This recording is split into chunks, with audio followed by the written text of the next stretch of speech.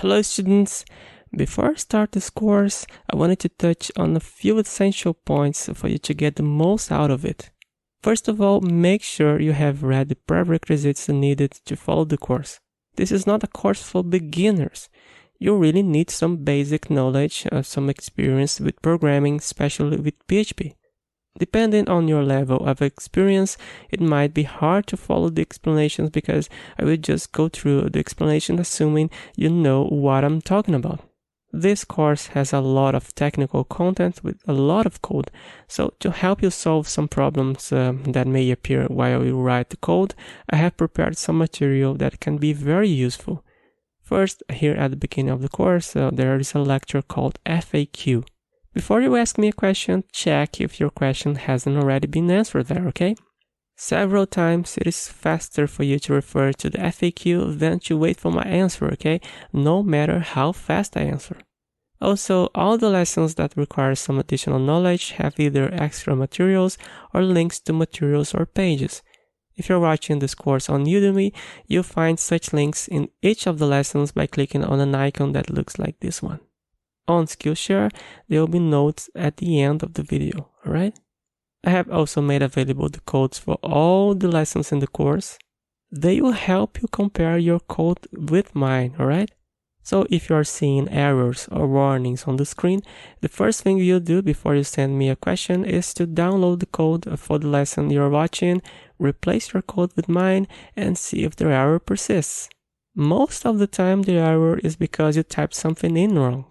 Please always do this before you send me a question, okay? On Udemy, the material will be in lesson number 3. On Skillshare, they will be under the Projects and Resources tab. Just click on the link, and it will take you to Google Drive where you can download the material. Click here on this icon, or some icon similar to this one, and download it to your computer.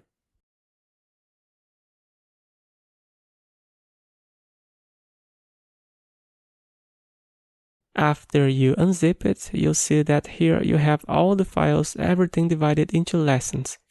Inside the folder of each lesson, you'll find the folder of the plugin you are creating in the lesson, and sometimes also some other graphical resources that is used in the lesson, or a text file available for you to copy.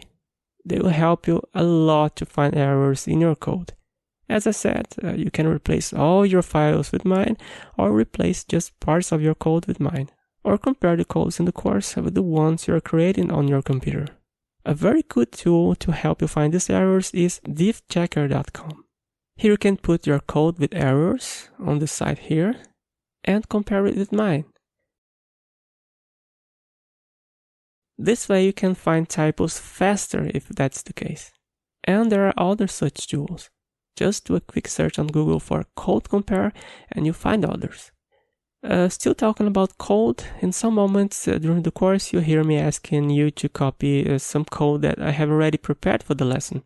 This will be useful to speed up our work, right? Usually I will ask you to copy a piece of code that is either pure HTML or pure CSS or something that we have already studied, and I don't want to make you create all over again. The thing is that this course is not a course on PHP, HTML, MySQL, or CSS, okay? The focus here is on the logic applied to create plugins. So I will assume that you have read the prerequisites of the course and are ready to follow it without worrying too much about the details of each of those tools, okay? The material that you have to copy is available for download in lesson 3 on Udemy and under the Projects and Resources tab on Skillshare inside the folder of the specific lesson where I'm asking you to copy the content. It's not difficult to find the material. It will be very well identified, okay? For example, initialcode.php, initialcode.css, etc.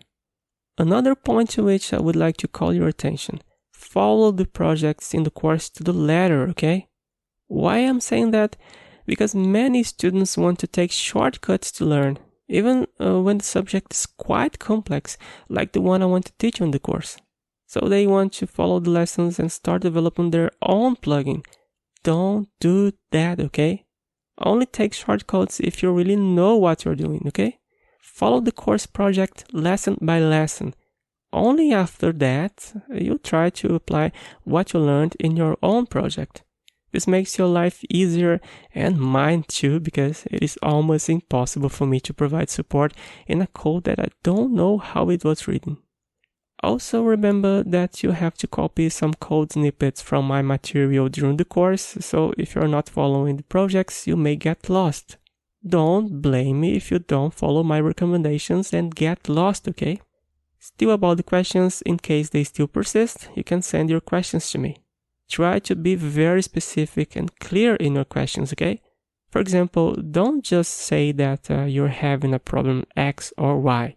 Also, tell me what you were doing when the problem happened, which piece of code you think is wrong, what you tried to do before you asked me about it. Also, try to attach a screenshot illustrating the problem. It helps a lot. I, like everyone else, have a little difficulty understanding very abstract questions, so images help a lot. Another thing that helps is sending your material for me to test and try to find out what is causing errors. Also, in Lesson 3 on Udemy and under the Projects and Resources tab on Skillshare, there is a link to a YouTube video where I teach you how to prepare the material for me to test, okay? Watch the videos and, if necessary, ask me a question saying that you sent me the material for me to test. In the video, you have the email to which you must send material. Don't forget to let me know you sent me the email because it might end up in my spam folder. Let me know first, okay? As a rule, in 24 hours at most, I will answer your question, even if it's to say that I don't know the answer. Can I ask any question, teacher? Of course you can, but I can answer better the questions that have to do with the course material. Unfortunately, I can't offer support for questions that are not related to the material. For example, you're creating your own project which has nothing to do with what I teach in the course. Unfortunately, I can't answer them because it would take too much time to understand your material, then search and answer them.